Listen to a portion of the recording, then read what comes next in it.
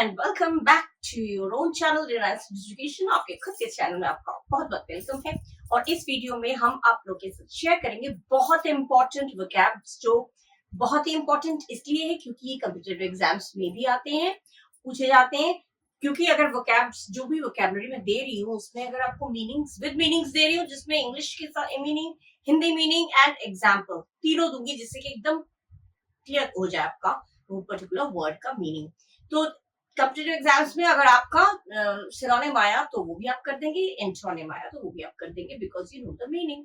And at the same time ये आपके daily use में भी बहुत काम आता है। This is very beneficial for your daily use. आप डेली यूज में जो इस तरह के वर्ड्स यूज करेंगे ना, तो आपका लैंग्वेज बहुत स्टैंडर्ड बनेगा।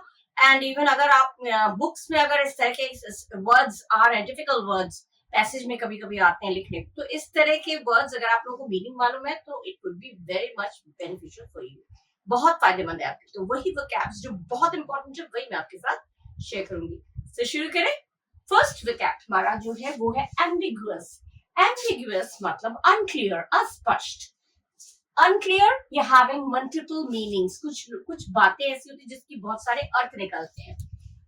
अनक्लियर, हैविंग मल्टीपल मीनिंग्स, या हिंदी में कहें तो अस्पष्ट या कई अर्थों वाला, कुछ ऐसा।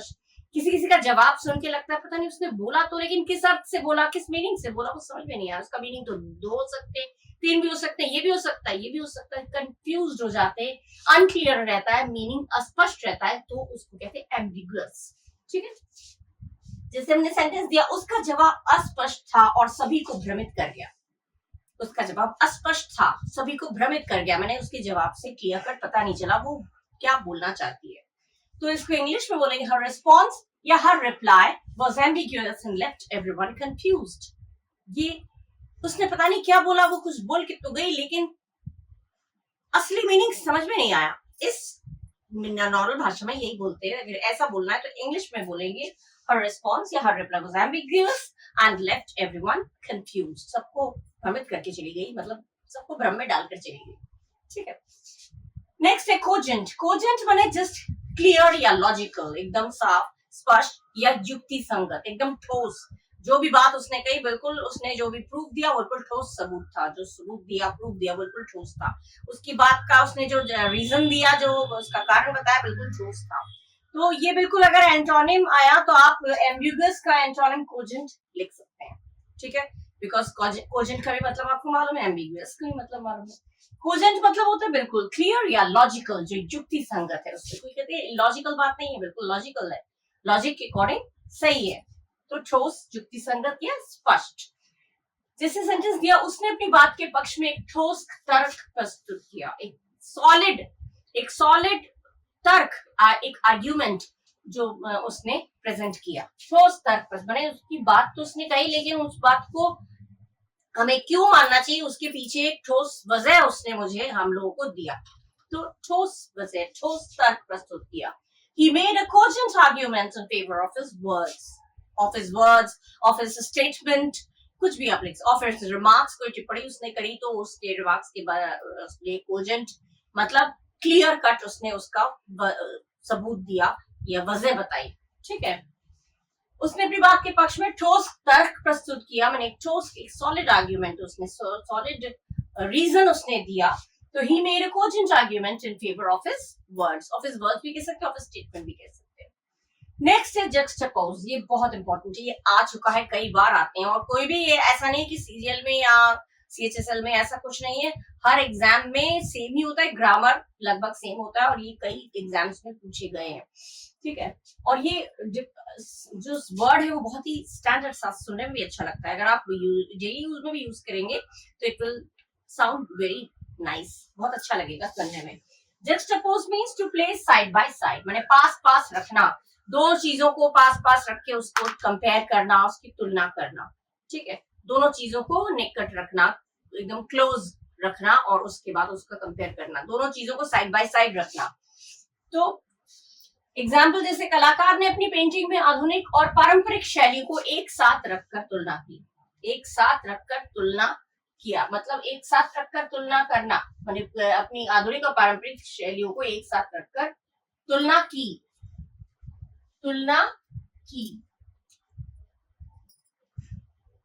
तुलना की, एक साथ रखकर तुलना की, दोनों को एक साथ रखा, मॉडर्न आर्ट और जो ओल्ड जो एंशियंट आर्ट है दोनों को मिलकर, माने जो ट्रेडिशनल है क्लासिकल स्टाइल का जो आर्ट है दोनों को साइड बाय साइड रखकर उसकी कंपैरिजन किया, तुलना किया। तो ये हो गया the artist juxtaposed modern and classical styles in his painting. Juxtaposed मतलब समझ में आ गया, क्लियर हो गया, ठीक है। पास पास दोनों चीजों को रखकर उसकी तुलना की।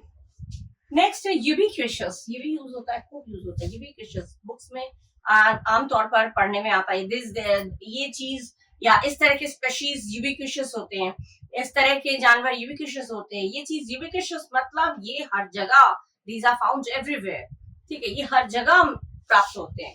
तो यूबिक्विशियस मींस फाउंड एवरीवेयर या हर जगह प्राप्त होना, हर जगह मिलना, ठीक है। आजकल मोबाइल फोन हर जगह पाए जाते हैं, ठीक है, हर किसी के हाथ में पाया जाता है या हर जगह पाया जाता है। तो ये हो गया यूबिक्विशियस। अगर आप यूबिक्विशियस वर्ड यूज करेंगे तो बहुत स्टैंडर्ड फील होगा। Mobile phones have become ubiquitous in today's world. आज की दुनिया में मोबाइल फोन तो सब जगह है, किसके घर में मोबाइल फोन नहीं है, हर जगह में है, चाहे वो किसी भी तरह का जॉब करता हो, किसी भी तरह के बिजनेस करता हो, उसके मोबाइल फोन तो होना है, हर जगह मिल जाता है, हर घर में मिल जाता है आज की दुनिया में। तो यूबिक्विशियस, वहां पे यूबिक्विशियस आपका वर्ड एप्रोप्रिएट होगा, ठीक। Mobile phones have become ubiquitous in today's world, ठीक है। ये आ गया आपका यूबिक्विशियस की मीनिंग, ठीक है, फाउंड एवरीवेयर या हर जगह मिलना। बहुत इंपॉर्टेंट है ये वर्ड्स, इनको अच्छे से नोट डाउन कर लीजिए, ठीक है। Okay, now the next one is paradigm. Paradigm, इसको पढ़ते हैं पैराडाइम। पैराडाइम मींस मॉडल या फिर पैटर्न, किसी चीज का मॉडल, किसी चीज मॉडल आदर्श भी हो सकता है, किसी चीज का ढांचा भी हो सकता है, मॉडल या फिर पैटर्न, ठीक है। आदर्श भी हो सकता है और मिसाल भी हो सकता है, ठीक है, दोनों का मीनिंग है पैराडाइम। ये वर्ड्स बहुत आते हैं ये व्याकरण में जो है। ये हमारा डिजाइन में पूरी तरह से नया है, कोई भी भवन, कोई भी बिल्डिंग जो डिजाइन में पूरी तरह से नया है, उसको आप इंग्लिश में एकदम स्टाइलिश भाषा में आप बोलना चाहते हैं, तो जो सुनकर थोड़ा सा हटकर लगे तो आप क्या बोलेंगे? It's completely new paradigm in building designs. It's completely new paradigm in building designs, ठीक है। ये बिल्डिंग के जो डिजाइन है उनमें पूरी तरह से ये बिल्कुल नया डिजाइन है, ठीक है।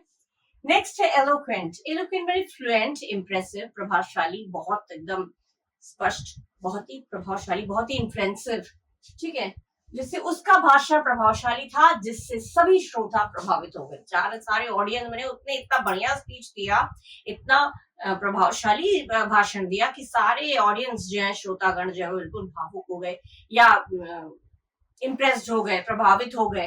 तो her speech was eloquent, खूब आता है ये eloquent। her speech was eloquent and moved the entire audience। moved बने हिला के रख दिया एकदम, मतलब सबको प्रभावित कर दिया। moved बने प्रभावित कर देना। her speech was eloquent and moved the entire audience। next fallacy, खूब यूज होता है। fallacy बने एक false idea, गलत धारणा, a false और mistaken idea, गलत धारणा, ठीक है। कोई चीज है, हम लोग धारणा बना लेते हैं, ऐसा है तो अमीर है तो जरूर घमंड जरूर होगा, उसको गरीब है तो बेईमान जरूर होगा, लेकिन ऐसा नहीं है। ये लोग धारणा बनाते हैं, ऐसा कुछ भी नहीं है। कोई भी चीज किसी के लिए सटीक नहीं होता है, डिपेंड करता है उसके बिहेवियर पर, ठीक है। छोटा है ना समझ ही होगा, बड़ा है तो बहुत समझदार ही होगा, ऐसा नहीं है। कभी कभी छोटे भी अच्छे इंटेलिजेंट निकल जाते हैं बड़ों से। कुछ भी चीज है जो एक धारणा बनी रहती है, ठीक है। तो ए फॉल्स और मिस्टेकन आइडिया, ये गलत धारणा। एग्जाम्पल देके बता रही हूँ, जैसे ये सोचना कि केवल पैसा ही खुशी देता है, ये गलत है। बहुत लोगों की सोच है पैसा है तो खुश, मतलब खुशी है, but this is a false idea, this is a mistaken idea, गलत धारणा है। पैसा, बहुत लोगों के पास पैसा बहुत होता है लेकिन देखो खुशी नहीं है उसके जिंदगी में, ठीक है। तो पैसा ही हर चीज केवल पैसा होने से खुशी नहीं होती, ये गलत धारणा है। तो इसको अगर हम बोलेंगे तो कैसे बोलेंगे? Believing that money alone brings happiness is a fallacy। fallacy, अच्छा, it's your fallacy, ये तुम्हारी गलत धारणा है, ये तुम्हारी गलत धारणा है, तो it's your fallacy। बहुत स्टाइलिश लगता है ये वर्ड्स सुनने में। तो believing that money alone brings happiness is a fallacy, मैंने ये मानना कि ये सोच लेना कि केवल पैसा ही खुशी देता है, ये गलत धारणा है। ठीक है। फैलेसी बहुत अच्छा लगता है ये। इंसिनुएट मीन्स टू सजेस्ट या हिंट, किसी को इशारा करना, संकेत करना कि तुम गलत बोल रहे हो या तुम कुछ और चाह रहे हो, माने किसी की बात को कुछ और हम फील कर रहे हैं और उसको हम डायरेक्ट मुंह पे ना बोलकर हम उसको कुछ ऐसी बात करके या कुछ ऐसी हरकतों से हम उसको ये जताना चाहते हैं कि नहीं ये चीज गलत है या ये चीज झूठ है या चीज सही है। कोई भी चीज का संकेत देना, डायरेक्टली मुंह जबानी ना बोलकर उसको एक इशारा देना कि नहीं ये गलत है, ठीक है। तो क्या तुम ये जैसे इंसिनुएट मींस टू सजेस्ट और hint something bad in an indirect way, directly ना बोलकर, सीधा सीधा ना बोलकर इनडायरेक्ट वे में किसी को बोलना कि कुछ गलत है, इसमें कुछ गलत है, इसमें कुछ खराबी है, ठीक है। क्या तुम ये संकेत देने की कोशिश कर रहे हो कि मैं झूठ बोल रहा हूँ? कोई कभी कभी झूठ बोलता है तो सामने वाला इस तरह के मुंह बनाता है या इस तरह की कुछ हरकतें करता है जिससे नेक्स्ट पर्सन को लगता है कि ये तो ऐसा दिखा है जिसमें झूठ बोल रहा हूँ। तुम्हें क्या लगता है मैं झूठ बोल रहा हूँ? तो तुम क्या ये बताना चाह रहे हो कि मैं झूठ बोल रहा हूँ? तुम्हें ऐसा लगता है कि मैं झूठ बोल रहा हूँ? तो इसको कैसे बोलेंगे इंग्लिश में? Are you trying to insinuate that I am lying? Are you trying to insinuate that I'm lying? Insinuate कितना सुंदर, हिंदी में खराब लगता है, इंग्लिश में सुनने में बहुत अच्छा लगता है। मतलब कोई नाराज होना भी चाहेगा तो नाराज नहीं हुआ, ये बिल्कुल सोबर लैंग्वेज होता है और बिल्कुल स्टाइलिश भाषा में बोलेंगे ना तो बड़े सोबराइटी इस पे जो अच्छा लगता है, ठीक है। क्या तुम ये संकेत देने की कोशिश कर रहे हो कि मैं झूठ बोल रहा हूँ? क्या तुम ये जताने की कोशिश कर रहे हो कि मैं झूठ बोल रहा हूँ? संकेत दे रहे हो तो are you trying to insinuate that I'm lying? बहुत अच्छा लगता है इस तरह के वर्ड्स, ये सेंटेंसेस यूज करिए, खूब अच्छा लगता है, ठीक है। Okay, now the next one is ineffable. Ineffable का मतलब क्या होता है? बहुत इंपॉर्टेंट वर्ड्स है ये, ध्यान से इनकी मीनिंग्स पढ़िएगा। इनएफेबल माने इनएक्सप्रेसिबल, माने अवर्णनीय, मतलब इतना अच्छा कि उसकी वर्णना नहीं की जा सकती है। So good, too great to be expressed in words, इतना अच्छा कि वो वर्णन नहीं कर सकते शब्दों में। कहते हैं ना इसकी सुंदरता इतनी, मतलब इतनी अच्छी है, उसका व्यवहार इतना अच्छा है कि हम शब्दों में व्यक्त नहीं कर सकते, शब्दों में वर्णन नहीं कर सकते, we can't express in words, तो उसको कहते हैं इनएफेबल, ठीक है। इनएफेबल माने इनएक्सप्रेसिव, इन हिंदी में हो गया तो अवर्णनीय। जैसे हिमालय की सुंदरता शब्दों में व्यक्त नहीं की जा सकती, बाकी हिमालय की सुंदरता शब्दों में व्यक्त नहीं की जा सकती, इसको भी इंग्लिश में बोलेंगे तो the beauty of the Himalayas is ineffable. Ineffable word का पर्टिकुलर मीनिंग पता चल गया, मतलब जो जिसकी हम इतना अच्छा कि उसका हम वर्णन नहीं कर सकते, तो इनएफेबल का मीनिंग वो है। आप लोगों के कॉम्पिटिटिव एग्जाम्स में अगर कोई वर्ड इसका सिनोनिम मिलता जुलता है तो समझ लीजिएगा वो सिनोनिम है। एकदम अपोजिट आए तो वर्णनीय है, एक्सप्रेसिबल तो वो हो गया एंटोनिम यानी अपोजिट वर्ड, ठीक है। Next is tenacious. टेनेशियस में डिटरमाइंड, पर्सिस्टेंट या फिर दृढ़, एकदम बहुत टेनेशियस बिहेवियर की, मतलब टेनेशियस पर एकदम दृढ़ निश्चय, डिटरमाइंड, ठीक है। वह अपने लक्ष्यों को पाने में बेहद दृढ़ है। किसी किसी का लक्ष्य, एम जो होता है उसको पाने में एकदम दृढ़ रहते हैं कि हमें पाना है तो पाना है, हमें करना है तो करना है। जैसे आप लोग जॉब के लिए या इंग्लिश सीखने के लिए जो भी आप लोग डिटर्मिनेशन लेते हैं, आप लोग दृढ़ निश्चय करते हैं कि हमें सीखना है तो सीखना है, हमें पढ़ना है तो पढ़ना है, तो वो हो जाता है टेनेशियस। जैसे एक सेंटेंस दिए, वह अपने लक्ष्य को पाने में बेहद दृढ़ है, मतलब she is tenacious in achieving her goals, she is tenacious in achieving her goals. मैं अपने लक्ष्यों को पाने के लिए बिल्कुल दृढ़ निश्चित हूँ, तो I am tenacious in achieving my goals, ठीक है। इस तरह से बोल सकते हैं। नेक्स्ट है obfuscate. Obfuscate means to make something unclear, जानबूझकर किसी चीज को भ्रमित करके रखना, यानी जानबूझकर कंफ्यूज कराना। कुछ लोग होते हैं मतलब सीधा सीधा जब आप किसी को कोई चीज नहीं बोलना चाहते हैं, हाइड करना चाहते हैं, छुपाना चाहते हैं, तो जानबूझकर ऐसी बातें करते हैं कि लोग कंफ्यूज हो जाएं। कहते हैं ना उसकी बातें सुनकर समझ में नहीं आया, उसको पूछा हमने कुछ और उसने जवाब कुछ और दिया, तो बड़ा कंफ्यूजन क्रिएट कर दिया उसके जवाब ने। तो जानबूझकर किसी को मिसगाइड करना या भ्रमित करना वो हो जाता है आपका ऑब्फस्केट। ऑब्फस्केट जैसे वो इस तरह की बातें लोगों को भ्रमित करने के लिए करता है। कुछ लोग कहते हैं ना वो इस तरह की बातें लोगों को भ्रमित करने के लिए, लोगों को कंफ्यूज करने के लिए करता है। तुम देख लेना जब भी वो बातें करता है लोगों को कंफ्यूज करने की बात के लिए करता है ये सब बातें। So he says such things to obfuscate people. he says such things to obfuscate people. ठीक है, लोगों को भ्रमित करने के लिए, लोगों को कंफ्यूज करने के लिए इस तरह की बातें वो करता है। ये हो गया। मेटिकुलस, खूब आता है वर्ड। मेटिकुलस मीन्स बहुत केयरफुल, किसी चीज के प्रति बहुत सावधान एकदम। कोई भी पर्टिकुलर डिटेल है या कुछ भी है उसके प्रति बहुत सावधान। कोई प्रोजेक्ट बना रहे हैं या कुछ भी है, whatever it is, they are very careful in that particular matter. मतलब वेरी केयरफुल या शोइंग ग्रेट अटेंशन, अति सावधान या फिर सतर्क। ठीक है, ये हो जाता है मेटिकुलस। मेटिकुलस का भी सिनोनिम या एंटोनिम आता है। ठीक है, मेटिकुलस जैसे सेंटेंस दिया, वो हर कार्यक्रम की योजना बनाने में सावधानी बरतती है। कोई भी प्लानिंग करती है तो बड़ी सावधानी बनाती है, रहती है, सावधानी रखती है। वो कोई भी बात करता है बड़ा सावधान होकर, बड़ा सतर्क रह के बात करता है। बहुत प्लानिंग करता है कोई भी चीज तो बड़ी सतर्कता से, बहुत ही सावधानी के साथ।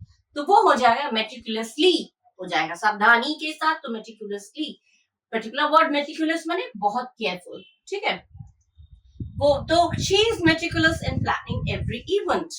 She is meticulous in planning every event. ये हो गया आपका meticulous. इन सेंटेंस में हिंदी में भी इंग्लिश में भी मैं बना के दिखा रही हूँ जिससे कि आपको क्लियर हो जाए मीनिंग। ठीक है ना, अच्छे words. Now the next one is resilient. Resilient means able to recover quickly from difficulties. परेशानी से, प्रॉब्लम से, जो डिफिकल्टीज है या जो भी प्रॉब्लम्स है उससे जल्दी से रिकवर कर जाना, जल्दी से अपने आप को ढाल लेना, अपने आप को उस प्रॉब्लम से बाहर निकाल लेना। ठीक है, फ्लेक्सिबल कहते हैं, लचीला। हिंदी में बोलेंगे तो लचीला, वैसे फ्लेक्सिबल मतलब लचीला, मतलब जल्दी से। कुछ लोग होते हैं, कोई प्रॉब्लम होती है तो उसमें से जल्दी से बाहर निकल आते हैं, अपने आप को रिकवर कर लेते हैं, लेकिन कुछ लोग रिकवर नहीं कर पाते हैं। तो अगर जल्दी से कोई रिकवर कर लेता है, अपने आप को उस प्रॉब्लम से निकाल लेता है, तो उसको कहते हैं हम लोग रेजिलियंट।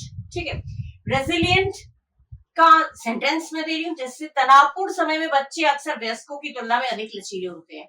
बच्चे जल्दी भूल जाते हैं उन चीजों को, लेकिन जो एडल्ट होते हैं, वयस्क होते हैं, वो उस प्रॉब्लम से निकलने में उनको टाइम लगता है, लेकिन बच्चे बहुत जल्दी अपने आप को उसमें ढाल लेते हैं। फ्लेक्सिबल होता है उनका नेचर बहुत ज्यादा।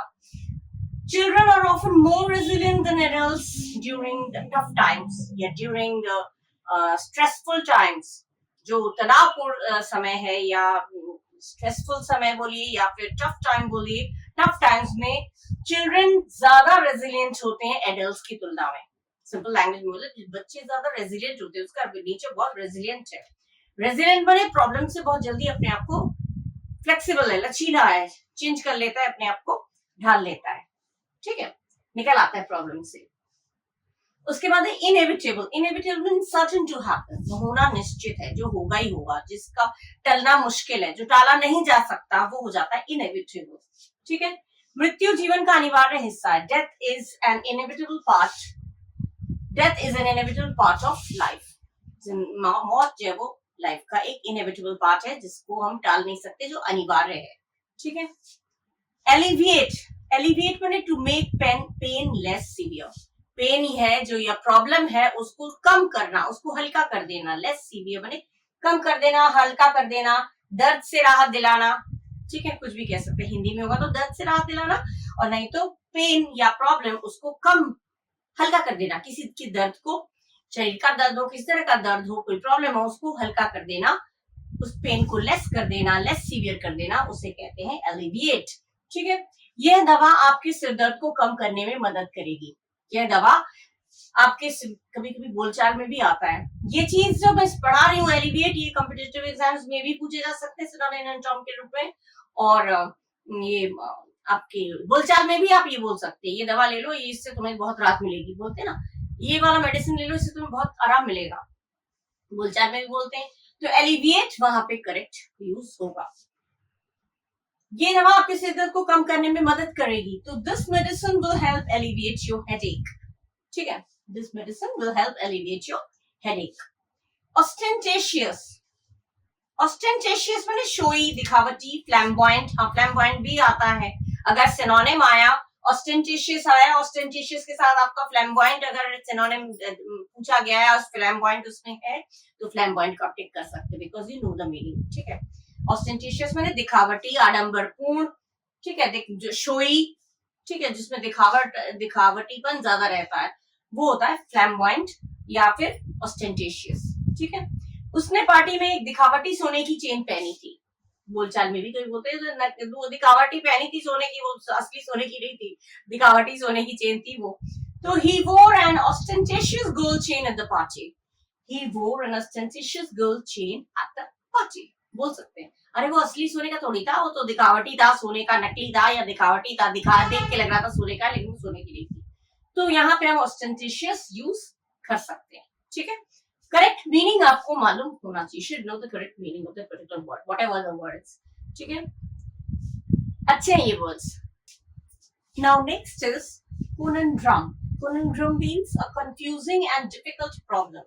उलझन, समस्या, किसी समस्या के प्रति किसी समस्या में उलझ जाना या उलझन होना, या किसी पहेली, कोई बहुत बड़ी पहेली बनकर रह गई जिस चीज को समझ में नहीं आता है, तो उसे हम कहते हैं डिफिकल्ट या बहुत ही कंफ्यूजिंग सिचुएशन होता है, उसे कहते हैं conundrum।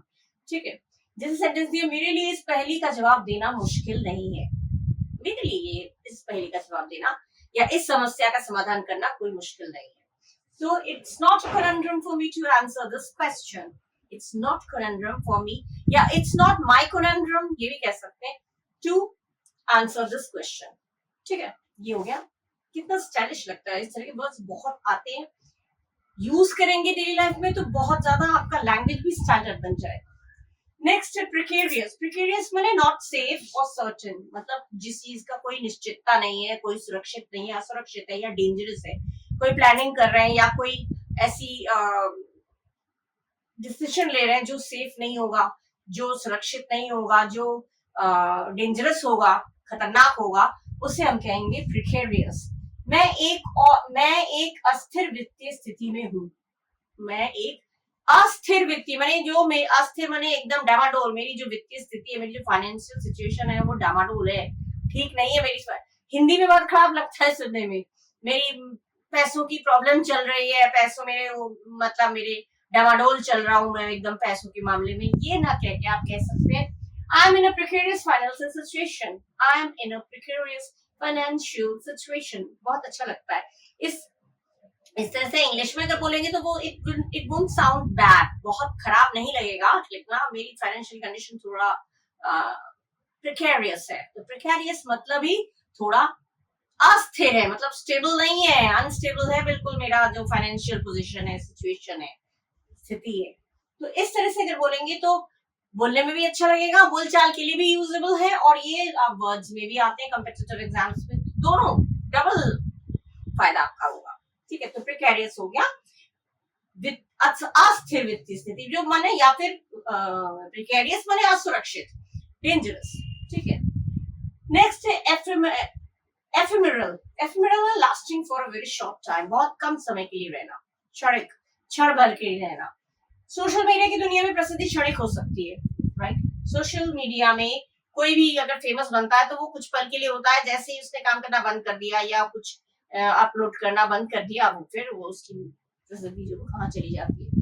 तो fame can be ephemeral in the world of social media, इस तरह से आप बोल सकते हैं। नेक्स्ट है एपैथेटिक। एपैथेटिक माने जिसमें कोई कंसर्न ना दिखाना, कोई इंटरेस्ट नहीं दिखाना, कोई ज्यादा अपना रुचि न दिखाना, जैसे कहते हैं ना उदासीन, हिंदी में बोलेंगे उदासीन, शोइंग नो इंटरेस्ट और कंसर्न, या फिर उदासीन, जिससे उसे राजनीति में कोई दिलचस्पी नहीं है, उसे राजनीति में बिल्कुल दिलचस्पी नहीं है। तो he is apathetic about politics, he is apathetic about politics, मुझे नहीं है तो आई एम। ठीक है, एपैथेटिक वर्ड का करेक्ट मीनिंग आपको मालूम है तो आप कुछ भी कर सकते हैं। ये आपके पैसेज में भी कभी कभी आता है, जो बच्चे कंपोजिशन वो जो अनसीन पैसेज करते हैं उसमें भी इस तरह के वर्ड्स आते हैं जो इससे मिलता जुलता मीनिंग दीजिए। तो you should know the meanings of these words. तो क्या बहुत छाट छाट के मैं आप लोगों की लाई, ठीक है ना अच्छे। fortuitous, next one is fortuitous।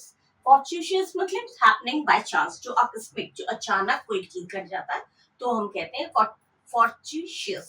ठीक है, हैपनिंग बाय चांस, या फिर हिंदी में बोलेंगे तो आकस्मिक, जिससे उसका वहां उपस्थित होना आकस्मिक था, मेरा यहाँ उपस्थित होना आकस्मिक था, मैंने ऑल ऑफ अ सडन अचानक में आकस्मिक आ गया, मेरे आने का प्लानिंग नहीं था। ठीक है। बाय चांस मैं यहाँ आ गया, तो बाय चांस जब बोलेंगे उसके लिए फॉर्चूशियस जो है वर्ड आपका एक्टिवेट होता है। जब सिनोनिम एंटोनिम आएगा तो ये ध्यान रखिएगा इसका पर्टिकुलर मीनिंग क्या है, ठीक है। क्योंकि मेन जो वर्ड होता है वही कठिन होता है, बाकी जो उसके जो ऑप्शंस दिए होते हैं वो इजी होता है, ठीक है। तो फॉर्चूशियस मतलब उसका वहां उपस्थित होना आकस्मिक था। His presence there was entirely fortuitous. His presence there was entirely fortuitous, ठीक है। उसका वहां उपस्थित होना बिल्कुल आकस्मिक था।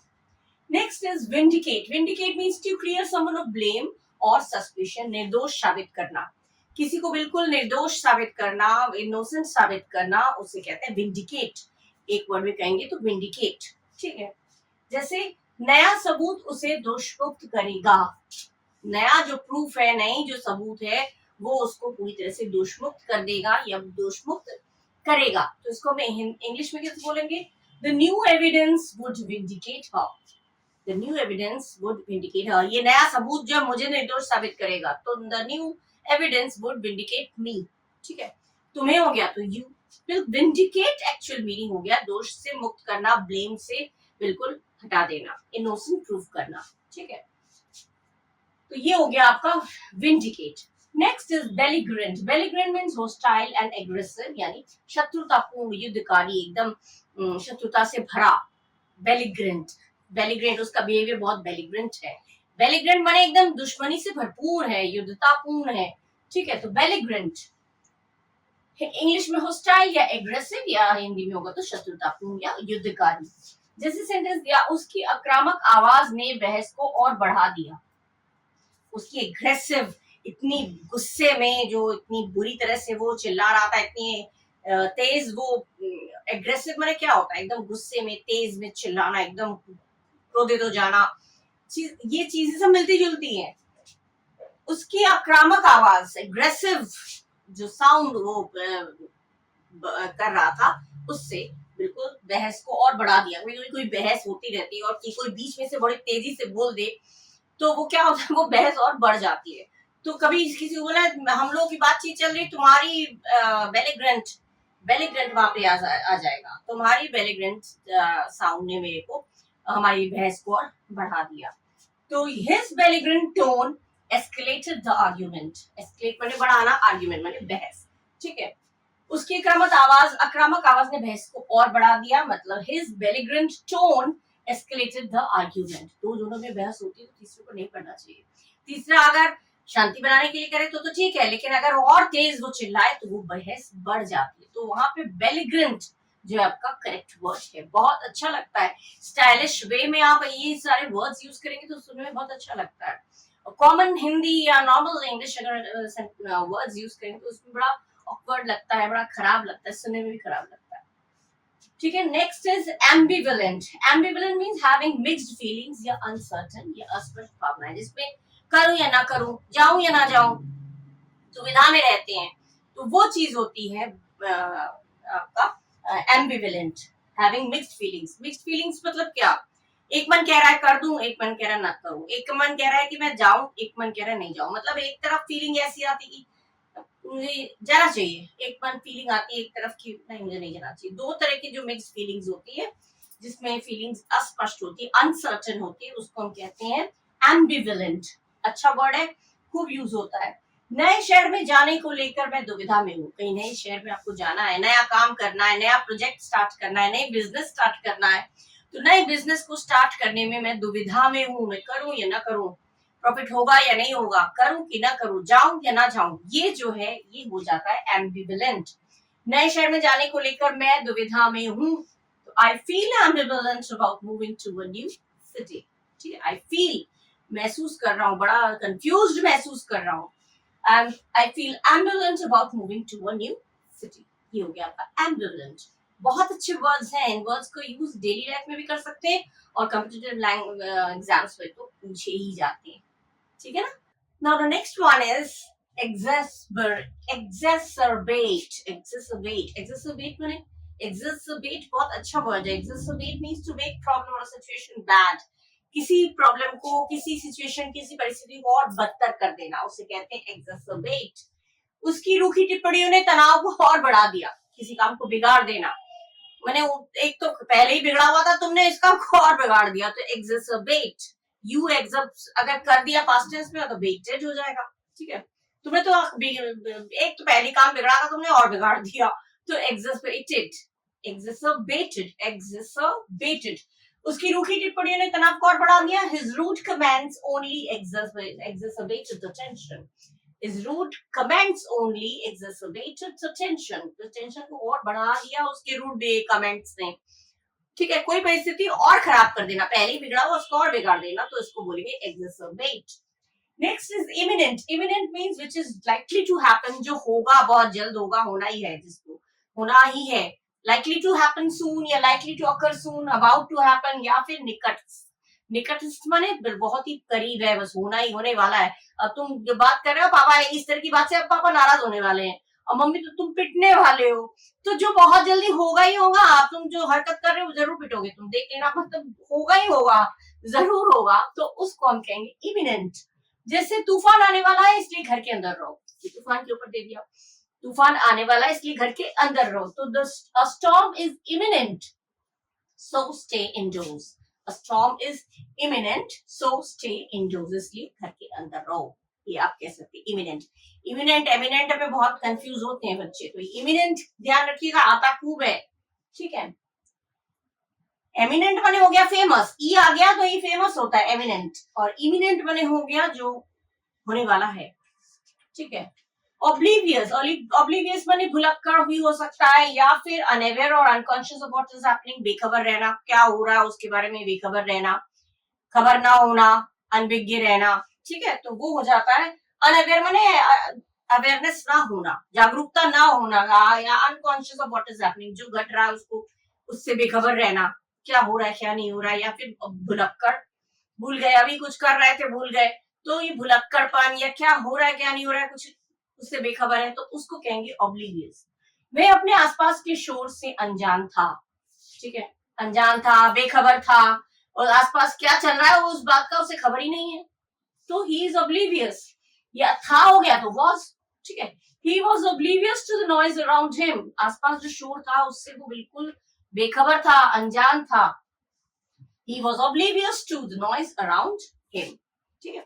कितना अच्छा लगता है सुन, अरे मुझे तो खबर ही नहीं थी, कहते हैं ना, अब मुझे तो खबर ही नहीं था आसपास क्या घट रहा है, इतना कुछ घट रहा है मुझे तो पता ही नहीं था, मैं तो ध्यान ही नहीं दिया, मैं तो इन सब के बारे में बेखबर था, तो आई वॉज ऑब्लिवियस, था हो गया तो वॉज, प्रेजेंट में आएगा तो आई एम, बेखबर हूं तो आई एम, बेखबर था तो आई वॉज, ठीक है, लेकिन यहाँ पे वो करके दिया है तो he was oblivious to the noise around him, ठीक है। नेक्स्ट है complacent. Complacent means self satisfied without, या फिर विदाउट अवेयरनेस ऑफ डेंजर, आत्मसंतुष्ट हो जाना, ठीक है, संतुष्टि हो जाना हो गया बस, मतलब जिसमें आपको आगे की खतरा या आगे की जो परेशानी वो पता नहीं चल पाती है, उसके बारे में ध्यान नहीं दिया, बस थोड़ी सी खुशी मिल गई, थोड़ा सा पैसा कमा लिया, बस हो गया, बहुत हो गया, उससे ही संतुष्ट हो गए। नहीं, अगर इतने परसेंट आए एग्जाम में तो इससे भी ज्यादा और इतने आए, उससे ही संतुष्ट मत हो जाइए, और ज्यादा मेहनत करिए। ये चीज होता है ना, आप लोगों में भी होता है, जो पढ़ते हैं आप लोग होता है, इतने परसेंट नहीं, मुझे और अच्छा लाना है, तो अगर आप कम में ही सेटिस्फाइड हो गए तो मतलब आपको वो वहां पे ये वर्ड यूज हो जाएगा कॉम्प्लेसेंट, मतलब बस बहुत हो गया, 60% ले 70% ले, बहुत है। अब ये आत्मसंतुष्ट हो जाना, अपने मन में ही संतुष्ट हो जाना, ये चीज हो जाता है कॉम्प्लेसेंट। एक बार सफलता मिलने पर आत्मसंतुष्ट मत हो जाओ, जब भी मत आएगा तो डोंट का यूज होगा। एक बार सक्सेस मिल गया उसके बाद तुम निश्चिंत होकर मत बैठ जाओ, तुम और आगे की तैयारी करो, ठीक है।